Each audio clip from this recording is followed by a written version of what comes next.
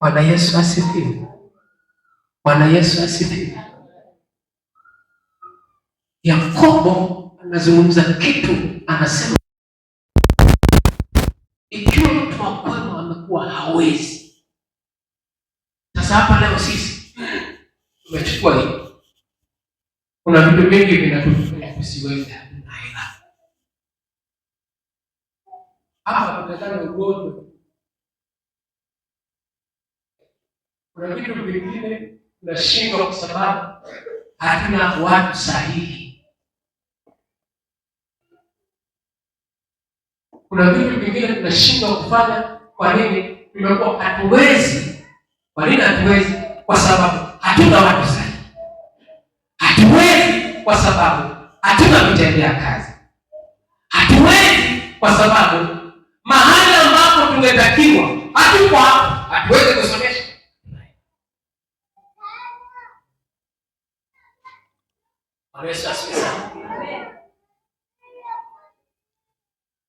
Yakobo anasema awaite wazee wa nini? Wa kanisa. Wafanye nini?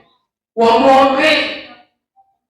Tena yale maombi yao yasiwe hivi. Na sasa kwa ashindwaga kuelewa.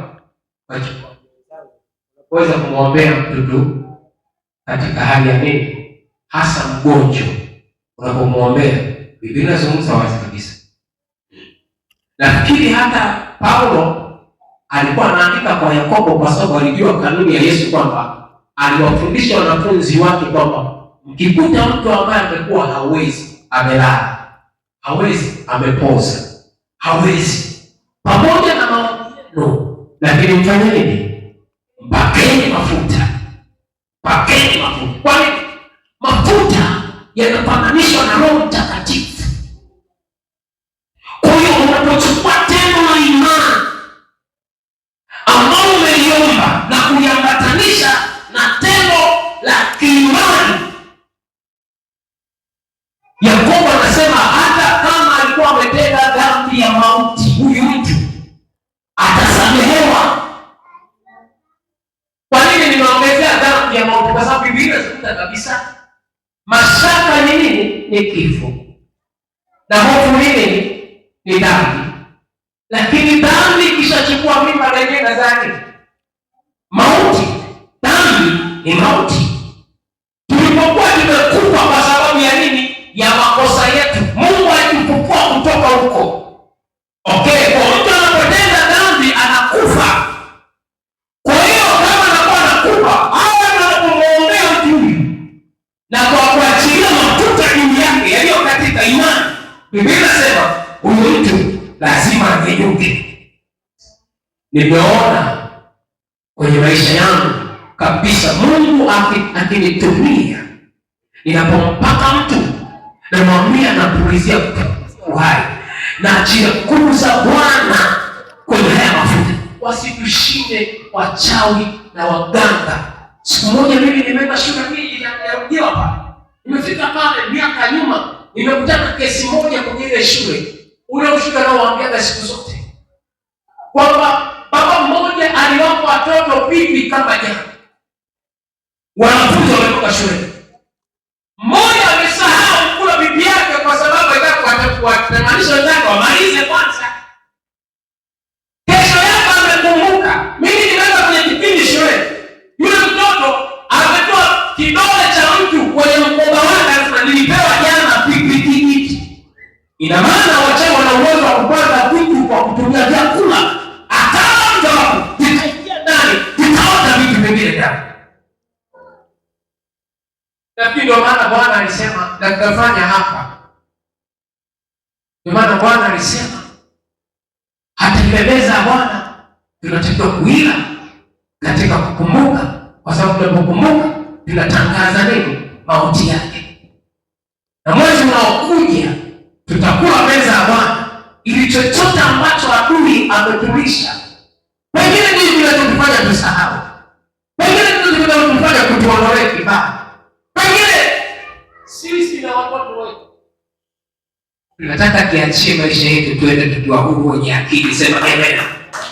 Sisi kuna mtu analalamika Na leo kwa ishara hii ambayo nitaachilia hapa, kwa maana Biblia inasema kabisa na watoto wetu Mungu anasema atatupa akili nzuri.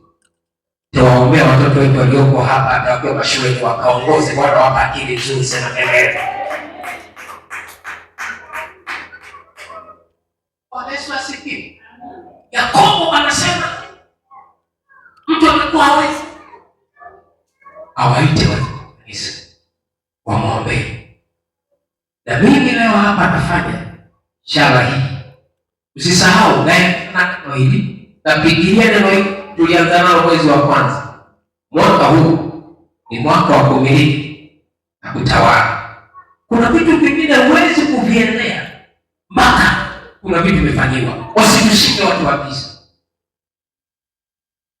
Kujiuliza kwa nini Mungu alimwonya mke wa Manoa, anamwambia hivi, wewe utachukua mimba na mtoto utakayemzaa atakuwa ni mnadhiri, hakikisha usinywe kileo.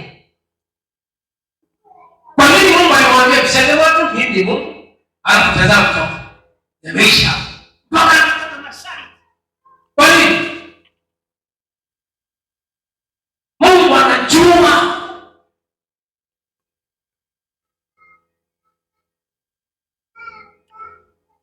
Bwana Yesu asifiwe. Bwana Yesu asifiwe. Mwana kujiuliza kwenye siri ya Mungu. Mungu alimwacha Ibrahimu akae muda mrefu bila kuwa na mtoto, ili anaye kizazi ambacho hakijakuwako duniani kwa ajili ya ukombozi wa ulimwengu wote.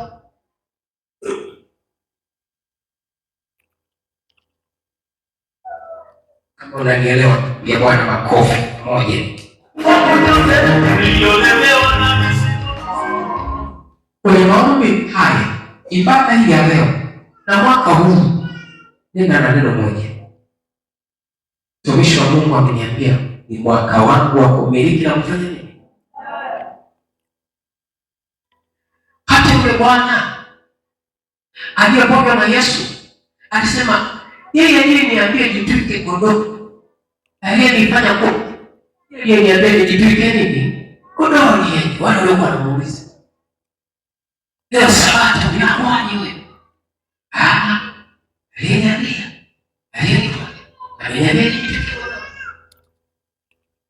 mwaka huu nataka ukitoka hapa, leo ni tarehe 1 mwezi wa 2, na imarisha viatu vyako. Sema amen. Ili kama kuna michezo yote huwa inatafizwa njiani, njia panda, wewe kae nini? Salama. Sema salama. Kuna rafiki yangu mmoja, nafikiri tutakuwa naye kipindi cha Pasaka, yule ambaye nilikuwa naambia kwamba askari yuko Dar es Salaam, ambaye anakuambia alipoenda kutoka kwenye mafunzo ya kipolisi Moshi, alipokwenda Tukuyu, wazazi wake wakamwambia kazi huwezi, lazima uje kwanza. Kwa hiyo wakamdumbukiza kwenye pipa linalochemka maji. Atakuja hapo utamsikia, lakini yeye haungui, ila moshi unatoka kwenye hayo maji. Unaielewa kwamba hii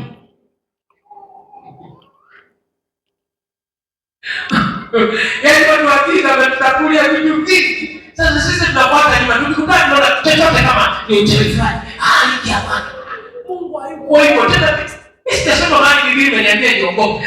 Maeneo yote Biblia inaniambia usifanye nini? Usiogope, usifadhaike. Hapo unakutana kwa majina ili hapo usifanye nini? Usiogope.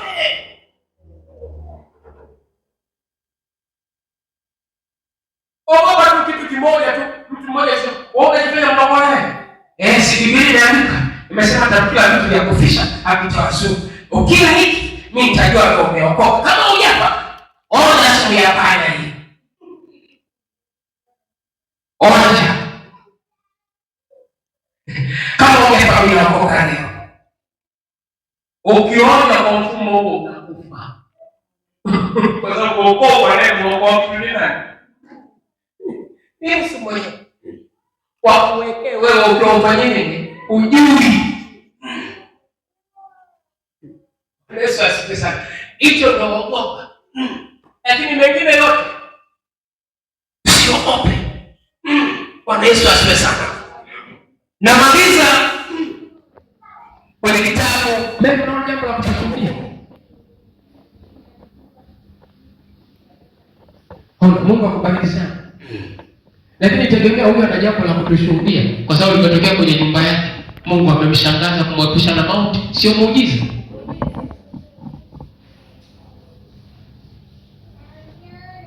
Na nyinyi hapo bado kuna mambo mengi tunasahau. Hebu mchapie Bwana makofi. Inawezekana hata wiki leo Jumapili tungekuwa kwa huyu Bwana tuna ibada ya faraja. Ni jambo dogo, sio muujiza, sio maajabu. Utamwambia mtu mzigo unauka kutoka kwenye gari upige kichwa alafu mtu toke sana. Ni maajabu. Mchapie Bwana makofi kwa ajili yake. Na hili ndilo neno la Bwana. Wakati naachilia mafuta haya kwenye miguu yako, liko jambo ambalo Mungu atafanya kwa ajili yako. Mimi naachilia ili mwaka huu uwe wako. Na namalizia kwenye kitabu cha Isaya 10:27.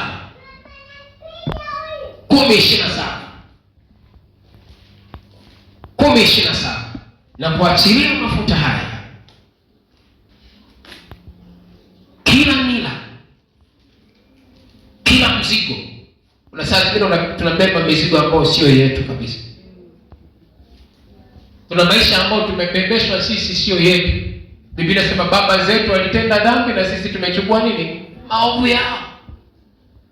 Mwanangu alikuwa ananishuhudia juzi wakati mtumishi wa Mungu alikuwa anahubiri hapa. Anasema nilikaa nyumbani nilikuwa naomba Mungu. Kuna mambo fulani nilikuwa namuomba Mungu. Alafu nikasikia sauti ndani yangu inaniambia, "Wewe kuna mtu ambaye kuwa naye. Alafu naomba mambo makubwa namna hii." Nyamaza kimya kabisa. Mpaka mimi akataka kuyeyuka. Lakini kuna roho ndani kamwambia, "Hapana, kemea." Kemea hii mpaka ambao ndio anakuwa ameiweka. Kemea. Akakemea mpaka kaona ile sauti yote imefanya nini? Imeisha. Akagundua kwamba kumbe nifikiri mimi, kumbe sikuwa ni mimi. Ila mazingira roho zinafuatilia kutukwamisha. Leo lazima nila ya mawazo iharibiwe katika jina la Yesu. Kila mzigo lazima uondolewe katika jina la Yesu. Hebu soma hapo bwana. Soma hapo tumalizie. Isaya 10:27 Biblia inasema, ndio. Tena itakuwa katika siku hiyo. Katika siku hiyo. Mzigo wake utaondoka begani mwako. Kuanzia leo hii. Kuanzia leo hii. Siku hiyo, leo hii. Mzigo lazima uondoshwe begani. Na nira yake shingoni mwako. Na nira yake shingoni mwako lazima iharibiwe. Nayo nira itaharibiwa. Nayo nira itaharibiwa. Kwa sababu ya kutiwa mafuta. Kwa sababu ya kutiwa mafuta. Unaona? Asheri mwenyewe ili kibali kitokee anamwambia toke kwanza miguu yake. Hata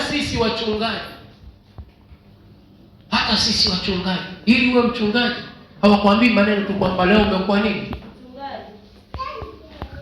Kuna namna unawekewa mkono. Kuna namna unapakwa nini? Mafuta. Umeona?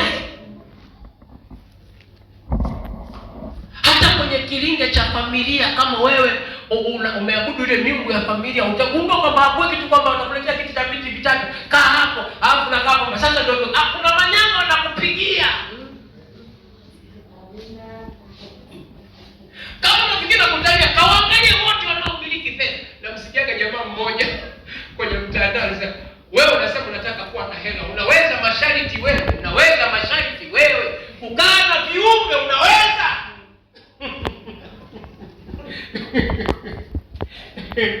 Bwana Yesu asifiwe sana. Kwa ina maana kwamba ili kukaa kuna vitu unafanya nini? Unatengenezwa. Na Mungu ana namna na kuwatengeneza watu wake. Ndio maana Yesu anasema, mzigo wangu mimi ni mwepesi, sio kama ile ya duniani. Sio kama hiyo miziki inayowalemea watu. Nila yangu ni laini, sio kama ile inawatesa watu. Ni wewe tu kuamini. Ndio maana hata na hapa nilipewa maneno akasema, kaoge mtoni. Akasema, "Nizama sana." Mimi tena, kwani ungeambiwa lingekuwa neno gumu usingefanya? Bwana Yesu asifiwe. Leo katika alama hii nataka ufahamu hivi, kuna vitu vinaenda kuharibiwa kwenye maisha yako. Mimi nayeongea, mazingira unaokutana nayo mimi yananifahamu, yanaelewa kwamba huyu mtu ana nini ndani, kama vile magonjwa yanaponifahamu, kama vile tufanye. Mwanangu tumpale yuko wapi hapa? Tumpale, ubarikiwe. Mchapie Bwana makofi kwa ajili yake. Nilikuwa naongea na mwanangu Lea, akasema mbona umpigii yule? Ananiambia nani na msimo sema mimi hafunguki kwangu. Nilimwelewa sana kwa sababu alijua mchungaji akiniombea tofauti na mtu mwingine akifanya nini? Akiniombea. Kwa sababu kama singelikuwa naiona ile tofauti, asingelikuwa anakuja kwamba mimi nimuombe. Lakini naona kuna tofauti, na ni kweli, na mimi najua nikimwekea mtu mkono tofauti na mtu mwingine akikuwekea nini, kila mmoja ana neema yake. Na ndio maana kwenye hiyo neema ambayo Mungu amenipa, leo nataka niiweke kwenye miguu yako. Nione lazima ustawi katika jina la Yesu. Moja wapo wokovu umetufanyia tuwe na hela. Mwambie mwenzako tuwe na hela, tuwe na maduka, tuwe na mashule, tuwe na stationery, tuwe na supermarket, tuwe na sheli, tuwe na magari. Kama utakiwa ni wewe, tumekwambia kama utakiwa ni wewe, na haya lazima tuwe nayo, na mbinguni tunafanya nini? Tunaenda. Yaani lazima mbinguni tuende. Moja ya kitu ambacho utakishuhudia kabla sijalala hapa, nataka nifungue redio tena hivi nataka nitafute fundi aanze kunidesignia, niweke nguzo vizuri hapa, ili watoto wetu wanaposoma hapa wakikosa serikalini tunawaajiri, kaa hapa utasimamia vipindi hapa. Kanisa lazima nitoe ajira kwa watoto. Siji kuna mtu ananielewa ninachozungumza. Ndio maana nataka tusomeshe somo madaktari, ili saa zingine wapungue kwa vibali. Tunapata hapa hospitali moja nzuri sana ambayo watu wakiingia humo watoto wetu hapati shida, wanasimamia hospitali, mambo yanaenda. Kuna mtu ananielewa ninachozungumza? Kama umekaa na mama mwenzako, mpige bega bado, na mwanangu mchungaji anatuongea, zaa wewe, mwambie zaa wewe, usiogope. Zaa. Achana kuweka vijiti. Dunia haina watu, hii haina watu hii. Haina watu hii. Na changamoto tulionao, angalia sasa hivi. Wazee waliopo sasa hivi ni wachache kweli, ila vijana ndio wengi. Hata ukiingia makanisani kwetu, robo tatu ya makanisa yote kama unapenda kutenda, kaangalia makanisa yote, robo tatu ni vijana. Wazee wa kuhesabu wachache. Ukienda huko ndio kabisa. Sema Yesu nisaidie. Sema tena. Na atakusaidia tu kwa jina la Yesu. Hebu simama hapo ulipo.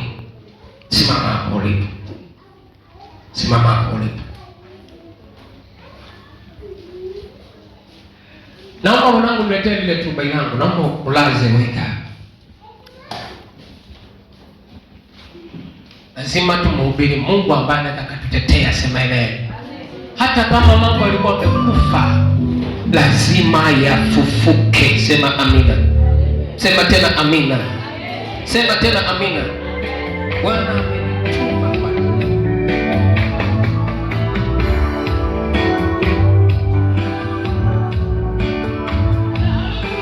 kwa jina la Yesu aliye hai. Na haleluya, jina la Yesu aliye hai. Kwa upako huu giza liondoke.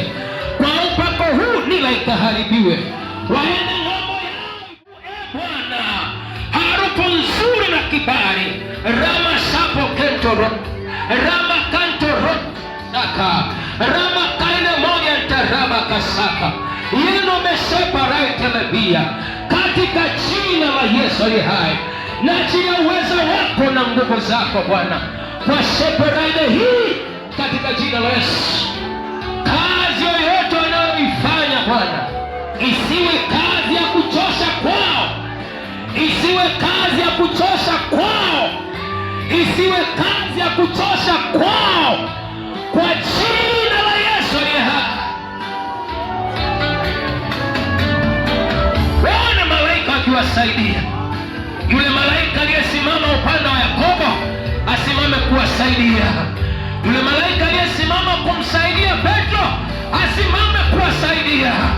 Yule malaika aliyesimama kwa Yakobo akaja kwenye njozi alipokuwa amelala, akamsaidia dhidi ya kazi ya kuchosha kwa Labani. Hata saa Bwana, Yakobo akasema, kama Bwana asingelinisaidia hapo Labani alipo mshahara wangu akanidanganya mara kadhaa, Bwana asingesimama kunisaidia. Bwana ukasimame kuwasaidia. Yule malaika asimame kuwasaidia dhidi ya kazi zao, wanapofanya kazi, wanapolima mashambani. Bwana, katika jina la uliyesema utamsia adui masihi wako, wewe uliyesema yuko anayekula utamkemea, wewe uliyesema haribu utamkemea. Roba kashtaka rabo ikawe sasa, Bwana, katikati ya watu wako wakanyamaza kimya, wakaziona nguvu zako, wakanyamaza kimya, wakauona wema wako, wakanyamaza kimya, wakaona huruma zako, wakanyamaza, wakaona mkono wako ukiwapeleka mahali, ukiwapa watoto, ukiwainua, ukiponya magonjwa, ukiwatetea na tao, katika jina la Yesu. Hawa ni masihi wako Bwana.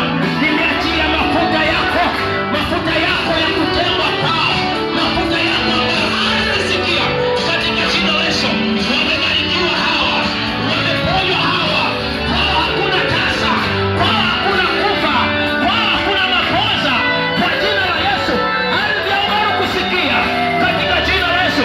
Upigane upande wa kanisa la Bwana, upigane juu yao.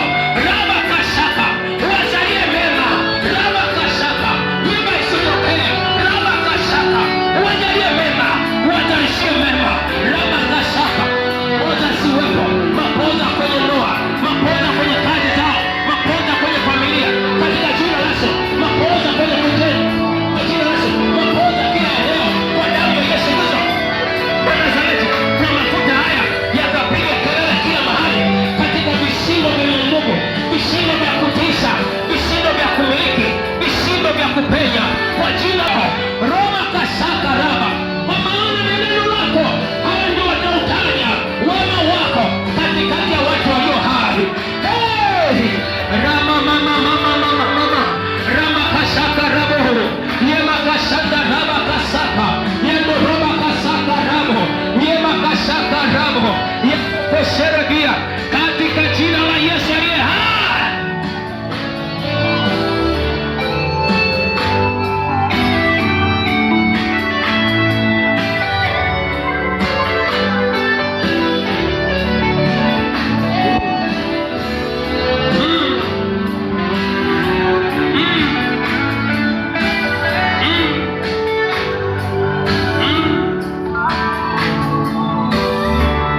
Mwaka jana umenigusa, ni wewe Bwana, ukitakuwa sana.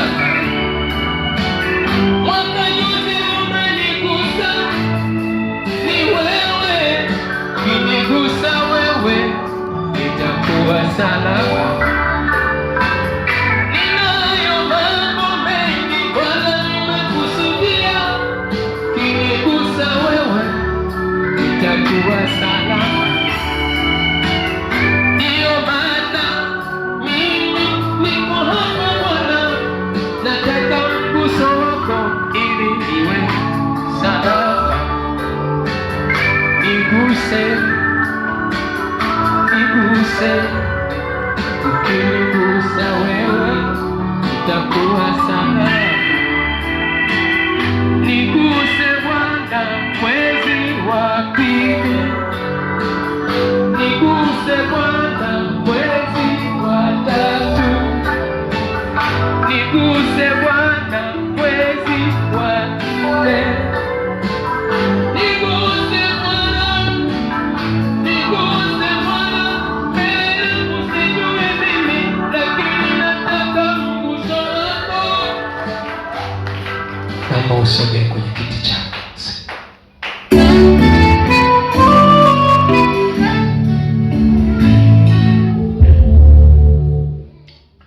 Bwana Yesu asifiwe. Nasema Bwana Yesu asifiwe. Kuanzia sasa, narudia tena, kuanzia sasa kuna mambo makubwa utaanza kuyaona. Kuna mambo mengi utaanza kuyafanya kirahisi sana, na kuhakikishia, kama nilisema, wiki hii ni wiki ya ishara ambayo Mungu atakushangaza kwa mambo, na wiki imeisha.